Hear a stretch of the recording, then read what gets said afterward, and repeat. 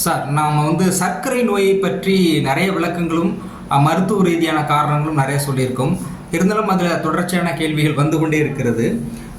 இப்போது சர்க்கரை நோயாளிகள் சில மருத்துவர்கள் என்ன சொல்கிறாங்கன்னா, 3 வேளை வழக்கமான சாப்பாட்டுக்கும் மீறி அந்த 3 வேளை உணவு எடுத்து கொண்டது போக 1 மணி நேரத்திற்கு ஒரு முறை ஏதாவது பிஸ்கட் ஏதாவது ஒன்று சாப்பிட்டுக்கிட்டே இருக்கணும் அப்படின்னு சொல்லியிருக்கிறாங்க.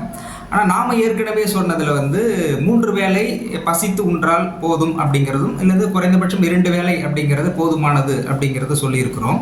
இப்போது இந்த 2 முறைகளில் உணவு முறை சர்க்கரை நோயாளிகளுக்கு எது சிறந்த முறை? 1 மணி நேரத்துக்கு ஒரு முறை சாப்பிடுவதால் சர்க்கரை நோயாளி அதிலிருந்து பாதுகாப்பான முறைக்கு செல்ல முடியுமா அப்படிங்கிறத பற்றி விளக்கம் சொல்லுங்கள் டாக்டர். நான் பலமுறை திரும்ப சொல்கிற விஷயம், நாம் எப்பயுமே இயற்கையை மீற முடியாது, மீறி ஜெயிக்க முடியாது. நேச்சர் தான். You should avoid by the rules of the nature always. இயற்கையினுடைய விதிகளை நாம் தொடர்ந்து ஃபாலோ பண்ணோம்னா நம்ம நல்லா இருக்கும். இயற்கையினுடைய விதிகளை நாம் மீறணும்னா சஃபர் பனிஷ்மெண்ட் கண்டிப்பாக கிடைக்கும். அது யாருமே எஸ்கேப் ஆக முடியாது. இயற்கையின் விதிதான். ஒரு மனிதன் அதிகபட்சமாக 3 தடவைக்கு மேலே உண்ணக்கூடாது. அது எந்த நோய் எந்த காரணமாக இருக்கட்டும், அதிகபட்சம் 3 டைமுக்கு மேலே சாப்பிடவே கூடாது. 2 முறை சாப்பிடலாம். ஒரு பழமொழி உண்டு, 1 வேளை என்பவன் யோகி, 2 வேளை என்பவன் போகி, 3 வேளை என்பவன் ரோகி. 1 வேளை என்பவன் யோகி மகான், 2 வேளை என்பவன் போகி. நம்மளை மாதிரி சாதாரண லௌகிக வாழ்க்கையில் இருக்கிறவங்க, சாதாரணமாக நம்மளை மாதிரி மனிதர்கள் 2 வேளை. 3 வேளை என்பவனே ரோகின்னு நம்ம சாஸ்திரங்கள் சொல்லுது. இருந்தாலும் சில காரணங்கள் அதுக்கு எக்ஸப்ஷன்ஸ் இருக்குது, அதை பற்றி நம்ம பின்னாடி பேசுவோம். பட் ஒரு 3 வேளை எடுத்துக்கலாம் அதிகபட்சமாக. 3 தடவைக்கு மேலே நீங்கள் சாப்பிட்டீங்க அப்படின்னு சொன்னால் உங்கள் உடம்புல என்ன நோய் இருக்கோ அந்த நோய் சத்தியமாக உங்களை விட்டு போகாது. எழுதி வச்சுக்கோ, நான் சொல்கிறேன், எழுதி வச்சுக்கோ. 3 தடவைக்கு மேலே நீங்கள் உணவு சாப்பிட்றீங்க ஒரு நாளைக்கு அப்படின்னு சொன்னால் மிக மிக சத்தியமாக, கடவுள் சத்தியமாக உங்களுடைய நோய் உங்கள் உடம்புல இருந்து போகவே போகாது. கடைசியில் சாகிற வரைக்கும் நோயோடு தான் சாகுனீங்க தான் உண்மை. தெரிஞ்சுக்கோ. நீங்கள் சர்க்கரை நோய் லைஃப்பில் வெளியே வரல, நீங்கள் இறக்கும்போது சர்க்கரை நோயை இறக்கணும். அப்போ எப்படி சார் மேனேஜ் பண்ணுறது? சுகர் லெவலை மேனேஜ் பண்ணுறதுக்கு என்ன செய்யணுமோ அதை செய்யும். உங்களோட சுகர் லெவலை கரெக்ட் பண்ணுறதுக்கு நிறைய வழிகள் இருக்குது. அந்த வழிகளை இன்னைக்கு சொல்லி கொடுக்கல, அவ்வளோதான். அது உண்மையான கர்மா இருக்கிறவங்களுக்கு தான் சரியான இடத்துக்கு போவாங்க. மற்றபடி இப்படி தான் 3 வேளை சாப்பிடலாம், 7 வேளை சாப்பிடலாம், 10 வேளை சாப்பிடலாம், 1 hour ஒன்று சாப்பிடலாம். நான் சொல்கிறத உங்கள் லைஃப்பில் அப்ளை பண்ணி பாருங்க. அது உண்மையா இல்லையான்றது நீங்களே ரிஜெக்ட் பண்ணி சொல்லுங்கள். ஒரு நாளைக்கு 3 மணிக்கு மேலே, அதுவும் மெயினாக சர்க்கரை வியாதி கேட்குறீங்க. சர்க்கரை வியாதிகள் 3 தடவைக்கு மேலே யார் சாப்பிட்டாலும் அவங்க சர்க்கரை நோயினுடைய தாக்கமும் சர்க்கரையுடைய அளவும் நாளுக்கு நாள் அதிகரித்து தான் போகும். அது முழுவதாக வெளிவர முடியாது. இது நீங்கள் உங்கள் லைஃப்பில், உங்கள் ரிலேட்டிவ் சைடில், உங்கள் ஃப்ரெண்ட்ஸ் சைடில், உங்களுக்கு தெரிஞ்சவங்க சைடில் பாருங்கள். 100% அப்ளிகபிள் ஆகும். உணவை குறைங்க. 3 வேளை 2 வேளையாக சாப்பிட்டா பெஸ்ட். 2 வேளை 1 வேளையாக சாப்பிட்ற யோகியாக நம்ம போக வேண்டாம். அட்லீஸ்ட் 2 டைம்ஸ், அதிகபட்சம் போனால் 3 டைம்ஸ். 3 தடவைக்கு மேலே எந்த காரணத்தோடு சாப்பிட்டாரு. பசிக்குது அப்படின்னு என்னன்னா, அப்போ டியூ டு சுகர் சிம்டம்ஸ் உங்களுக்கு பசிக்கும். அப்போ பசிக்குதுன்னா பசிக்கு சாப்பாடு போகிறது ஒரு தீர்வு கிடையாது. பசிக்காம இருக்கிறதுக்கு என்ன பண்ணணும்? 1 hour ஒன்ஸ் பசிக்குது, 1 hour ஒன்ஸ் எனக்கு சாப்பாடு இருக்குது அப்படின்னு தவறு. அதை கண்ட்ரோல் பண்ணுறதுக்கு என்ன செய்யணுமோ அதை செய்யணும்.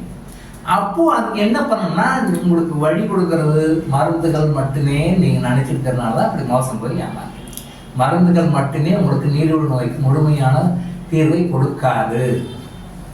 நீங்கள் மருந்து மட்டுமே நம்பி நான் டயபெட்டிஸ் வெளியில் வரணும் அப்படின்னு சொன்னால் அது ஒரு 10 லட்சத்தில் கோடியில் ஒருத்தருக்கு தான் அப்படி நடக்கும். நீங்கள் 10 லட்சத்தில் ஒருத்தராக வருவீங்களா? கோடியில் ஒருத்தராக வருவீங்களா? பாசிபிளே கிடையாது. ஸோ டயபெட்டிஸ் நோயை பொறுத்த வரைக்கும் மருந்தை மட்டுமே நான் சாப்பிட்டு நான் அது சரியாக வந்துடுவேன் அப்படின்னு ரொம்ப ரேர், ரொம்ப ரொம்ப ரேர், ரொம்ப ரொம்ப ரேர். மருந்தை தவிர்த்து மற்ற முறைகளில் யோகா பண்ணணும், தியானம் பண்ணணும், உங்களுடைய வாழ்க்கை ஸ்டைலை, லைஃப் ஸ்டைலை மாற்றணும், உங்கள் உணவு முறையில் சில மாற்றங்களை கொண்டு வரணும். இந்த நாளுமே இல்லாமல் நீங்கள் டயபெட்டிஸ் வந்து வெளியே வரவே முடியாது. கண்டிஷன் ஒர்ஸ்ட் ஆகிட்டு தான் போக முடியும். நாளைக்கு தான் ஒர்ஸ்டாக தான் போயிட்டுருக்கும். நாளுக்கு நாள் 6 மாதத்தில் ஆரம்பித்தீங்க, அப்புறம் அப்படியே டோசேஜ் இன்க்ரீஸ் ஆகிட்டே வரும். அப்புறம் அப்படியே இன்சுலின் ஆரம்பித்தீங்க, அப்புறம் இன்சுலின்லேயும் கொஞ்சத்தில் ஆரம்பித்தீங்க, அப்புறம் அப்படியே அதிகப்படுத்திட்டே வருது. அப்புறம் monthly once, weekly once, daily once, அப்புறம் டெய்லி ட்வைஸ்லாம் இன்சுலின் நடக்குது. அதுக்கு பிறகு ஆம்புடேஷன் தான், கை எடு, காலை எடு, விரலை எடு, வெட்டி எடுத்து, இதுதான் தொடர்ச்சியாக போகிறோம். இதை பார்த்து கூட மக்கள் திருந்த மாட்டுறாங்க. அது அவங்களுடைய பேட் கர்மா, நம்ம என்ன சொல்ல முடியும்? ஸோ 1 மணி நேரத்துக்கு உணவு 2 மணி நேரத்துக்கு ஒரு தடவை சாப்பிடும் முழுக்க முழுக்க தவறு. பசி எடுக்காமல் இருக்கிறதுக்கு நான் சொன்ன 4 வழிகள் இருக்குது. முறையான கிறிஸ்துவ தியானம், முறையான கிறிஸ்துவ யோகம், வாழ்வின் முறைக்கு நிறைய மாற்றங்களை பண்ணணும். Without life style changes you can never get result improvement from your diabetic condition. Life ஸ்டைலில் மாற்றம் கொண்டு வராமல் உங்களால் டயபெட்டிஸ் க்யூர் அடையவே முடியாது, எப்பவுமே முடியாது. அதை புரிஞ்சுக்கோங்க. லைஃப் ஸ்டைலை மாற்றணும், உணவு முறையை மாற்றணும். நீங்கள் சாப்பிட்ற சாப்பாடு highly sophisticated, highly helpful food நீங்கள் நினைக்கிறீங்க, நீங்கள் நினைச்சிட்டு இருக்கீங்க. ஆனால் அப்படி கிடையாது, அப்படி கிடையவே கிடையாது. சாப்பிட்றது முழுக்க முழுமையான தவறான முறையில் சாப்பிடணும், தவறான முறையில் சாப்பிடணும், தவறான உணவு தவறான முறையில் சாப்பிடணும். ஸோ இந்த நாளே மாற்றி பண்ணணும். கிறிஸ்துவ யோகா பண்ணணும், கிறிஸ்துவ தியானம் பண்ணணும், லைஃப் ஸ்டைலை மாற்றணும், உணவை மாற்றணும். இந்த நாளே பண்ணாங்கன்னா 100% without medicine you can survive from diabetes.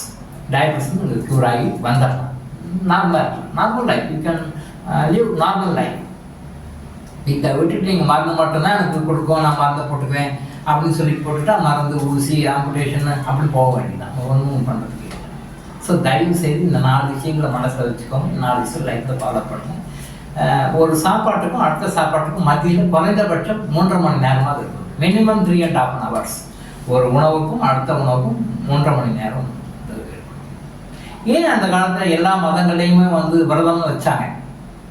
விரதம் இல்லாத மதம் எந்த மதமே கிடையாது இல்லையா? இந்து மதங்களில் தடுக்குனா வீழ்ந்தா விரதம் தான்.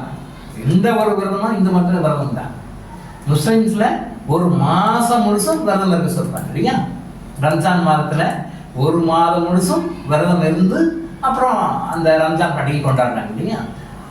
அதே மாதிரி கிறிஸ்டியானிட்டியும் ஃபாஸ்டிங் ப்ரேயர்ஸ் நிறைய பண்ணுவாங்க. ஃபாஸ்டிங் நிறைய இருப்பாங்க, ஃபாஸ்டிங் ப்ரேயர்ஸ் இருக்கும். Fasting prayer. ஏன் ஃபாஸ்டிங் வைக்கிறாங்க? எல்லா மதங்களையும் வைக்கலாம். மேஜர் மதங்களை சொல்லிட்டு எல்லா மதங்களையுமே விரதம் இருக்குது. அப்போ 1 மணி நேரத்துக்கு ஒரு தடவை சாப்பிடுங்க, 2 மணி நேரத்துக்கு ஒரு தடவை சாப்பிடுங்க ஏன் சொல்லலை? Fasting is a medicine, powerful medicine. Fasting is a wonderful medicine. And the wonderful medicine, powerful medicine, fasting என்றதுனால தான் அதை மறைமுகமாக ஆன்மீகத்தில் எல்லா மதங்களையும் சொல்லியிருக்காங்க. ஒரு உணவுக்கும் அடுத்த உணவுக்கும் மத்தியில் 3 மணி நேரம் கேப் இருக்கணும் ஜென்ரலாக. இது குழந்தைகளுக்கு கொஞ்சம் வித்தியாசப்படும். குழந்தைகளாக இருக்கும்போது தான், பெரியவங்களான பிறகு இல்லை, குழந்தைகளாக இருக்கும்போது கொஞ்சம் வித்தியாசப்படும்.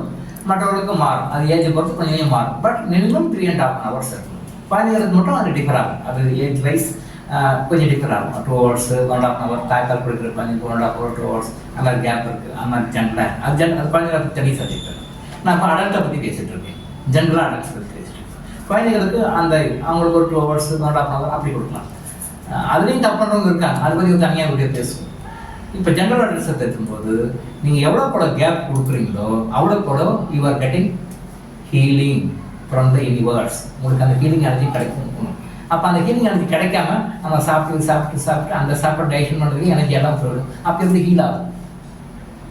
ஸோ இந்த மாதிரி 1 hours once 2 hours once சாப்பிட்றத தவிர்த்து அந்த முறையாக அந்த பசி ஏற்படாமல் உங்கள் சுகர் லெவலை பேலன்ஸ் பண்ணுறதுக்கு என்ன முறையோ அதை நான் சொன்ன முறைகளை ஃபாலோ பண்ணி கொண்டு வந்தீங்கன்னா you will permanently freed from diabetes. Doctor இளம்போ ஆயுஷ் ஹாஸ்பிட்டல் வழங்கும் விழிப்புணர்வு இது. தொடர்ந்து இது மாதிரி பல அவேர்னஸ் வீடியோக்களை பார்க்க நம்ம சேனலை சப்ஸ்கிரைப் பண்ணிவிட்டு பெல் பட்டனை ப்ரெஸ் பண்ணுங்கள்.